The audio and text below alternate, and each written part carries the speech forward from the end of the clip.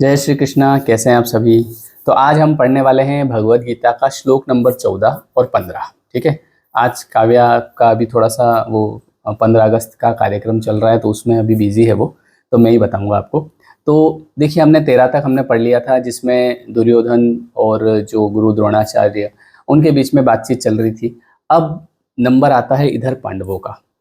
तो अब यहाँ से हम आगे पढ़ते हैं। श्लोक नंबर 14 है कि तत् श्वेते हैर्ययुक्ते महति स्यन्दन्ते स्ततो माधव पांडवश्चैव दिव्यो शंखो प्रदम्यत।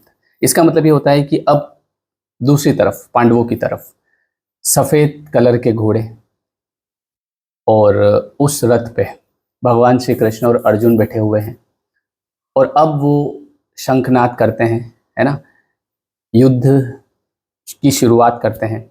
तो वैसे ही जब हमको जीवन में अगर आगे बढ़ना है तो सबसे पहले एक लक्ष्य बनाना पड़ता है कि हमको वास्तविकता में क्या चाहिए, और लक्ष्य बनाने के बाद में उस चीज़ की शुरुआत करनी पड़ती है। जैसे कि हम लोग बोलते हैं कि आप एक विज़न बोर्ड बनाइए, है ना, क्योंकि वो बहुत ज़रूरी है, और उसका शंखनाद करिए, मतलब कि एक दिन ऐसा डिसाइड करिए। कई बार ऐसा होता है कि मैं सोमवार से शुरू करूँगा, मैं 1 तारीख से शुरू करूँगा, ऐसे करते करते 1 साल पूरा निकल जाता है, लेकिन शुरू नहीं हो पाता है।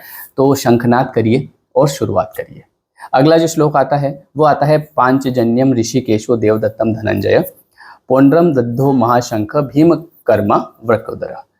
इस श्लोक में अब यहाँ पर देखिए, पांचजन्य जो है ये भगवान श्री कृष्ण का शंख है, वो बजाते हैं। उसके बाद में जो देवदत्त है ये अर्जुन का शंख है, और एक और जो पौंड्र नाम का जो शंख है, ये आपको इन्फॉर्मेशन कहीं काम आ सकती है। तो ये जो है भीम का शंख है।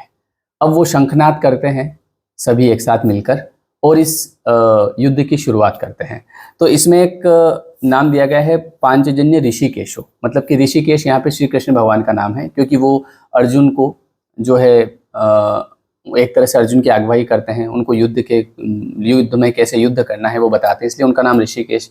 फिर देवदत्त जो है वो धनंजय किसको कहा गया है? अर्जुन को, क्योंकि उनके जो बड़े भाई थे उनको जब वो यज्ञ कर रहे थे तो उनको धन की आवश्यकता पड़ी थी, तो उस समय अर्जुन ने उनको धन दिया था, तो उनका नाम पड़ गया था यहाँ पे क्या? धनंजय।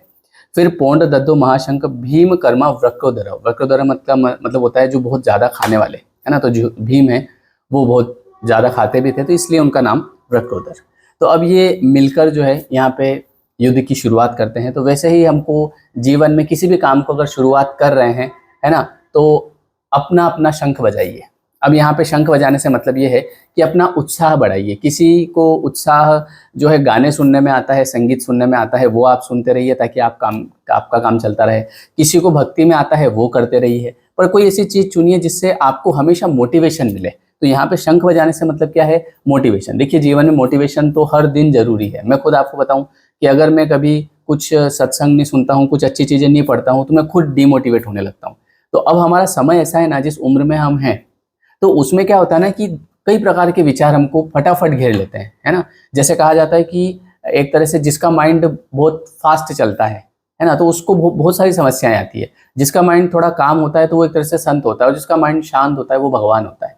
तो हमको अब इस उम्र में माइंड को शांत करके हमारा काम करना पड़ता है, तो उसके लिए कुछ न कुछ चाहिए, है ना। जैसे आप भक्ति की तरफ कुछ पढ़ रहे हैं, स्पिरिचुअल चीजें, आप संगीत सुन रहे हैं, कुछ भी आप कर रहे हैं, पर मोटिवेशन हर रोज जरूरी होता है। चलिए, बहुत बहुत धन्यवाद आपको।